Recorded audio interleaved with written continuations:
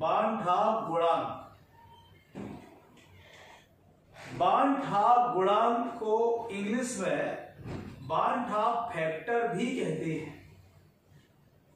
बांठ-हाफ गुणांक को इंग्लिश में बांठ-हाफ फैक्टर भी कहते हैं और ये बहुत ही ज्यादा इंपॉर्टेंट है। प्रतियोगी परीक्षाओं में इसके सीधे क्वेश्चंस आ जाते हैं, तो इसको सबसे पहले समझ लें और फिर अपन प्रतियोगी परीक्षाओं की भी बात करें।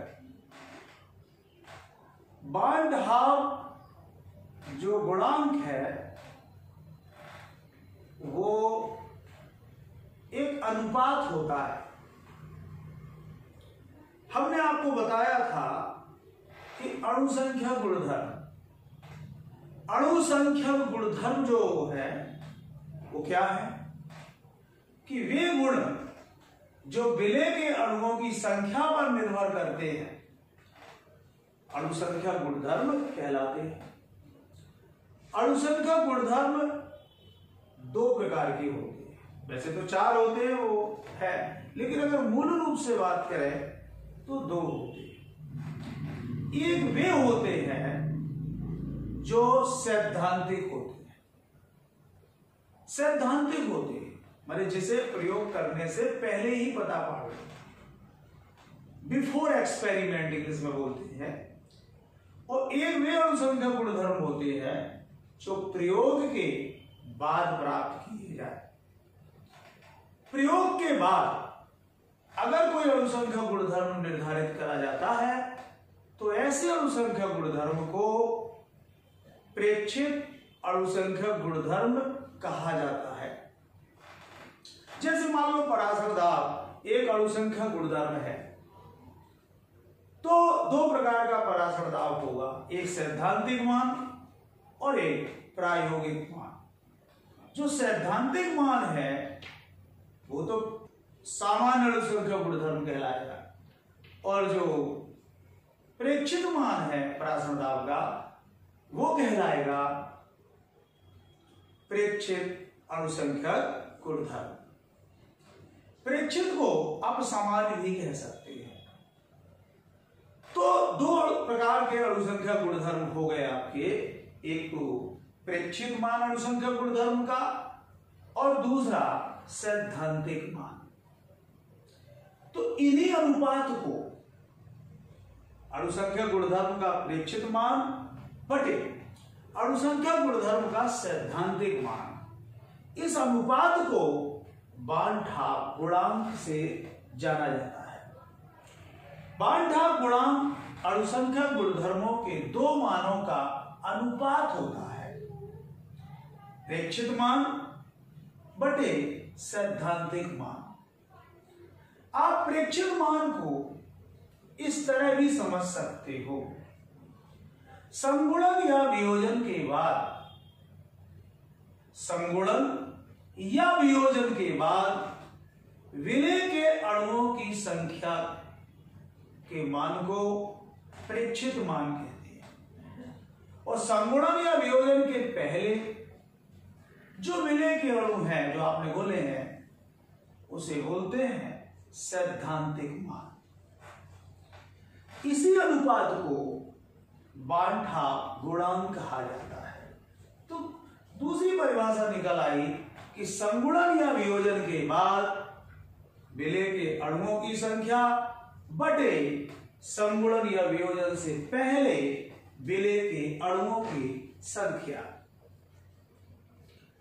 बांठ-हाफ गुणांक को I से दर्शाते हैं, स्मॉल I से।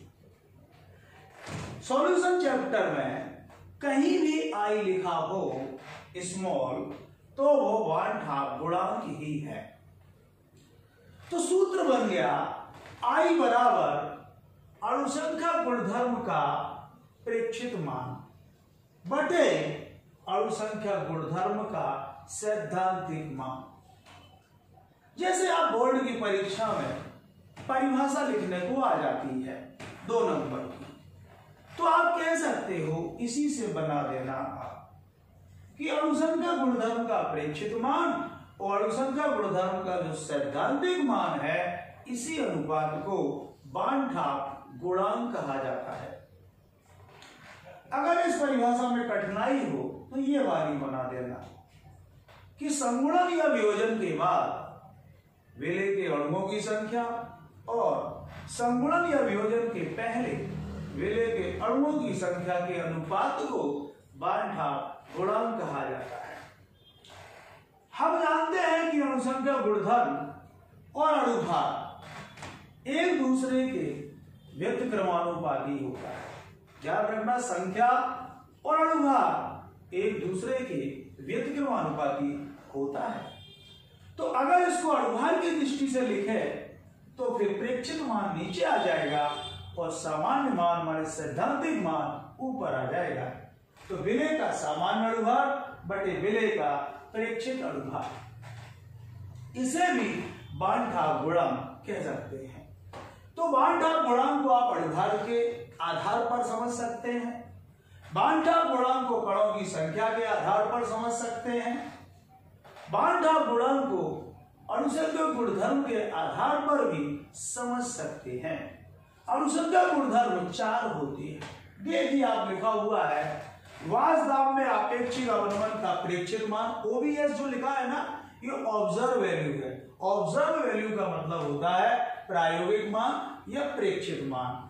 तो वास्तव में अवनमन का प्रायोगिक मान माने ऑब्जर्व वैल्यू बटे कैलकुलेट वैल्यू, तो ये वास्तव में अवनमन के हिसाब से बन जाएगा।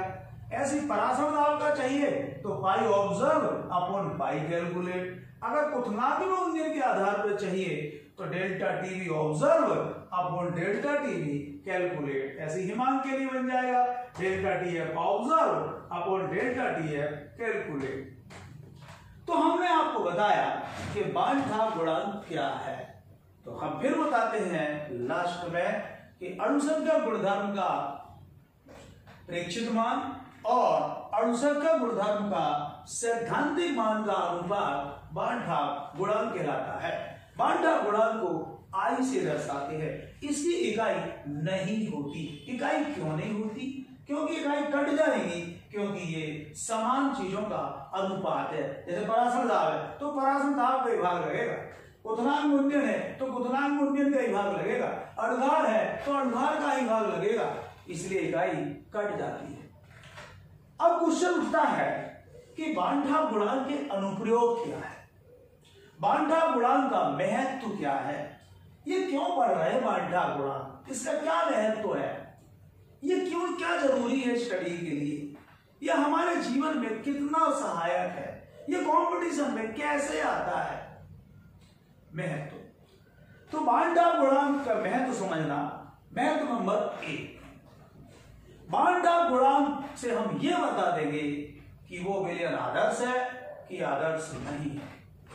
अगर बांड-ठाप गुणांक का मान 1 आता है, ध्यान रखना 1 आता है, अगर आई का मान 1 आता है तो आप कह सकते हैं कि ना तो संगुणन होगा ना ही वियोजन होगा।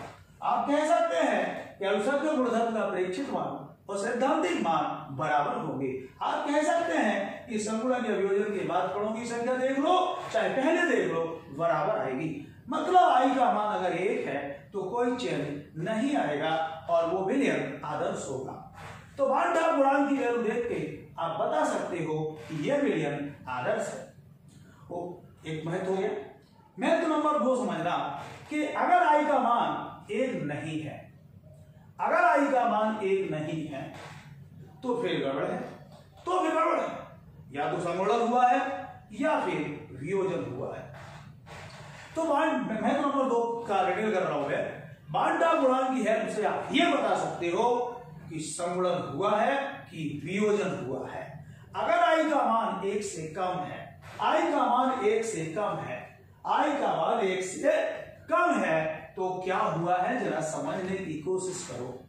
अगर आई का मान 1 से कम है तो फिर आई का मान 1 से कम का मतलब है कणों की संख्या कम हो रही है, और कणों की संख्या कम हो रही है तो बताओ क्या हुआ है, कण कम होते हैं, ये मानकर तोड़ दूं तो 2 हो जाएंगे, ये तो वियोजन है। संगुणन से कण कम होते, वियोजन से नहीं होते। तो अगर आई का मान 1 से कम है तो संगुणन की जानकारी मिल जाती है। ध्यान रखना, अगर आई का मान 1 से कम है तो काय की जानकारी मिलेगी आपको, संगुणन की एसोसिएशन की जानकारी मिल जाती है। तो फटाफट कोई सवाल दिया होगा, आप सवाल करोगे, वो आई की वैल्यू 1 से कम आती है तो समझ लेना कि संगुणन हुआ है। अगर आई की वैल्यू 1 से ज्यादा आती है तो वियोजन हुआ है। अब आपको क्या करना है कि आई की वैल्यू 1 से कम है, अगर आई की वैल्यू 1 से कम है तो संगुणन हुआ है, वो अगर 1 से ज्यादा है तो वियोजन हुआ। कितना संगुणन हुआ उसके लिए सूत्र है, अल्फा बराबर 1 minus i upon 1 minus 1 upon N. इससे पता पड़ जाएगा कितना संगुणन हुआ है। माने अपन बता रहे हैं संगुणन की कोटि ज्ञात करने में, संगुणन की कोटि ज्ञात करने में, ये महत्व है वन ठाप गुणांक का। संगुणन की कोटि ज्ञात करने में या ज्ञात करो तो संगुणन की, जब संगुणन होता है तो आई का मान जो है वो 1 से कम होता है। तो ये ध्यान रखना और इस सूत्र को यूज करके आप बता देना कितने प्रतिशत संगुणन हुआ है। अल्फा क्या है, संगुणन की कोटि है। अल्फा क्या है सर, संगुणन की कोटि है। और एन है संगुणन में भाग लेने वाले अणु, संगुणन में भाग लेने वाले अणु, भाग लेने वाले अणु मिलेंगे। मतलब कम से कम 2 हो सकते हैं, 3 हो सकते हैं, 4 हो सकते हैं, कितने भी हो सकते हैं। अगर नहीं दिया है सवाल में तो 2 रखना ही रखना है। जैसे मान लो एक सवाल करते हैं, देखते हैं होता क्या है इसमें। एसिटिक अम्ल को बेंजीन में घोलने पर यह 90% संगुणित होता है, यह 90% संगुणित होता है। बांड-ठाप गुणांक क्या होगा, बांड-ठाप गुणांक क्या होगा, यह आ गया मान लो सवाल। तो अल्फा की जगह क्या रखोगे आप, 90%। परसेंट को हटाइए, 100 का डिवाइड करिए, 0.9 है। अच्छा, एन की वैल्यू 2 रखना है। अगर वो संगुणन लिखा है और कोई ये नहीं लिखा कि 2 अणु जोड़ रहे हैं, 3 अणु जोड़ रहे हैं, तो आप एन की जगह आप 2 ही रखना है। फटाफट मेरा सूत्र है अल्फा बराबर 1 minus i upon 1 minus 1 upon N. यहां रख देंगे 0.9 और या 1 माइनस आई और 1 माइनस 1 अपॉन 2। जो भी आएगा वो आपका आई निकल के आ जाएगा। लेकिन ये गारंटी है आई का मान 1 से कम ही आएगा। तो 0.9 is equal to 1 minus i upon 1/2 आएगा और 1/2 को हम मल्टीप्लाई में ले लो तो फिर 4.5 आ जाएगा। 4.5 इज इक्वल टू 1 माइनस आई और आई को इधर लाओ, सॉरी 4.5 नहीं आएगा, 0.9 इंटू 1/2 1 माइनस आई, तो ये 0.45 आएगा और 1 माइनस आई। ऐसे करोगे तो आंसर 1 से कम आएगा। तो ध्यान रखना, बांड-ठाप गुणांक की हेल्प से आप बता सकते हो कि संगुणन हुआ है कि वियोजन हुआ है। अब आप ये देखो, ये तो मैंने 90% का किया था, 80%, 90%, 50%, कितने भी परसेंट दे दे तो आप यहाँ पे उसको रख दो। हो सकता है कि जरूरी नहीं कि अणुभार ही दे, आपको 2 अणुभार दे देगा, प्रेक्षित अणुभार और सैद्धांतिक अणुभार, तो इन दोनों का अनुपात निकाल के आई ले आना, आई को यहां रखना, तो पता पड़ जाएगा कितने परसेंट संगुणन हुआ है। तो मैं ये कहना चाह रहा हूं कि बांड-ठाप गुणांक का जो महत्व है, इससे हम ये बता सकते हैं कि संगुणन हुआ है कि वियोजन हुआ है। अगर आई का मान 1 से कम है तो संगुणन हुआ है, और फिर ये सूत्र यूज कर लो। सवाल दिया होगा, अल्फा दिया होगा तो आई निकाल लेंगे, आई दिया होगा तो अल्फा निकाल लेंगे, नहीं है? आई नहीं दिया है तो आई भी निकाल लेंगे अपन सवाल करके। अणुसंख्या गुणधर्म से कोई अणुभार निकलेगा, वो प्रेक्षित अणुभार होगा, और जो सैद्धांतिक फिक्स होते हैं अनुपात करेंगे, आई आएगा। वो सवालों वाले लेक्चर में आपको बताया जाएगा। अभी तो इतना बता रहे हैं, थ्योरी वाला लेक्चर है ये, कि अणुसंख्या गुणधर्म का प्रेक्षित मान और अनुसंख्या गुणधर्म का जो सैद्धांतिक मान है उसके अनुपात को बांटा गुणांक कहते हैं। बांटा गुणांक से हम ये बता सकते हैं कि विलयन आदर्श है कि नहीं है। हम ये बता सकते हैं कि संगुणन कब हुआ है, तो i का मान 1 से कम है तो संगुणन हुआ है। और जब संगुणन होता है, कितना संगुणन हुआ है, तो इस सूत्र में रख के हम आसानी से अल्फा निकाल सकते हैं। अगर i दे दे तो, अगर अल्फा दे दे तो i निकाल सकते हैं। चलो अब वियोजन की बात कर लो भैया। जब संगुणन की कर ली आपने, संगुणन का बात कर ली, तो क्वेश्चन उठता वियोजन की कर लो। तो फिर क्या है, ये कपड़ा लेके इसको मिटा दिया और यहां लिख दिया वियोजन की कोटि याद करने में, और i का मान 1 से क्या कर दिया, अधिक कर दिया और लिख दिया कि भैया वियोजन होगा।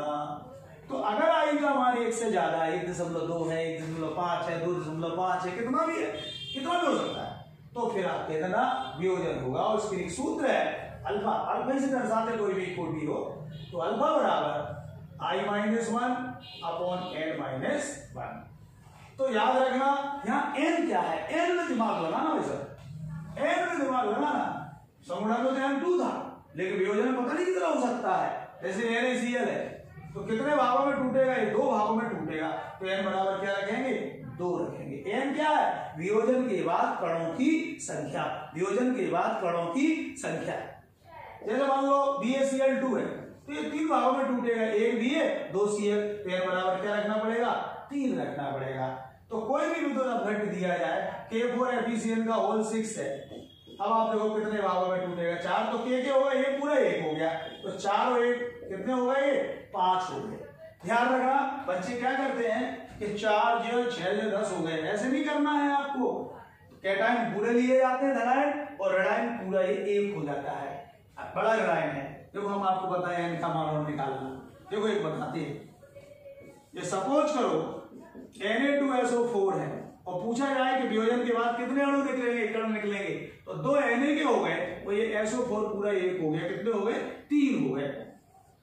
चलो हम दूसरा भी बताते हैं, Al2SO4 का होल थ्राइस, ये कितने भागों में टूटेगा, तो 2 Al के होंगे और 3 SO4 के होंगे, टोटल कितने हो जाएंगे, 5 होंगे। चलो और बताते हैं NaNO3, ये कितने भागों में टूटेगा, एक Na का, एक NO3 का, टोटल कितने हो गए, 2 हो गए। चलो और बताते हैं AlCl3, कितने भागों में टूटेगा, एक Al और 3 Cl, टोटल मिला के 4 हो गए। चलो और देख लेते हैं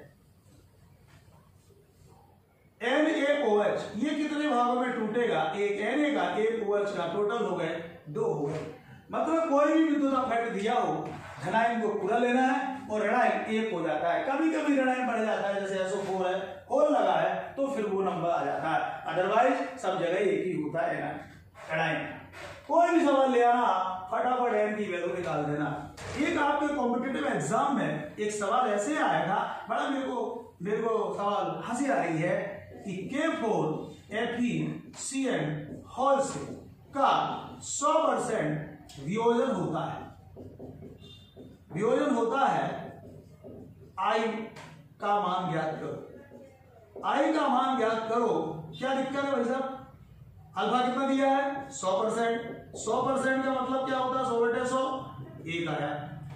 n कितना रखोगे, 4 और 1 5, तो ये तो लेनी नहीं है, तो सब जगह एक ही रहता है, तो 4 और 1 टोटल मिलके कितना हो गया, 5। सूत्र क्या भैया, अल्फा बराबर i-1 अपॉन n-1, वैल्यू रखो, 1 बराबर i-1 और 4-1, और सॉल्व करो, 1 बराबर i-1 अपॉन 3, तो i का मान 4 आ गया। i का मान कितना आ जाएगा, i बराबर 4 आ जाएगा। तो कभी 100% कोई वियोजन हो तो जो n का मान होगा वही मान i का होगा, ये बिल्कुल ध्यान में रखो। कभी कभी ये पूछ लेते हैं K4FeCl का होल 100% वियोजित हो रहा है, और Al2SO4 का होल थ्राइस ये भी 100% वियोजित हो रहा है, तो बताइए अगर उसका x है तो इसका क्या होगा, x ही होगा, क्योंकि वांटा गुणांक के मान अगर बराबर है तो अनुसंख्या गुणधर्म भी बराबर होगा। फिर समझो दोबारा बात मेरी कि इसके लिए n 5 आ रहा है और इसके लिए भी n कितना आ रहा है, 5 आ रहा है, ठीक है। 100% ये भी वियोजित है, 100% ये भी वियोजित है, तो जितना i होगा उतना ही n होगा, तो इसका i आ गया 4, इसका भी i कितना आएगा, i जोड़ी 5 आएगा इसका, एक मिनट रुकना। n 5 है, i कितना आएगा, i यहां देखते हैं, देखो यहाँ 4 - 1 नहीं लिखना है अपन को, यहाँ क्या लिखना, 5 - 1, तो यहाँ क्या आ जाएगा 4, और जब 4 आएगा तो i की वैल्यू क्या आएगी, 5 आएगी। यहाँ भी i की वैल्यू 5 आई है, यहाँ भी i की वैल्यू 5 ही आएगी। तो जितना n होता है उतना ही i हो जाता है, कब, जब 100% क्या हो, वियोजन हो। तो जब 100% वियोजन होता है तो जितना i होता है उतना ही क्या होता है, n होता है। तो इस तरह से मान ढाप गुणांक के कितने भी सवाल हम आपको न्यूमेरिकल वाले लेक्चर में देंगे। अभी तो केवल थ्योरी का लेक्चर था।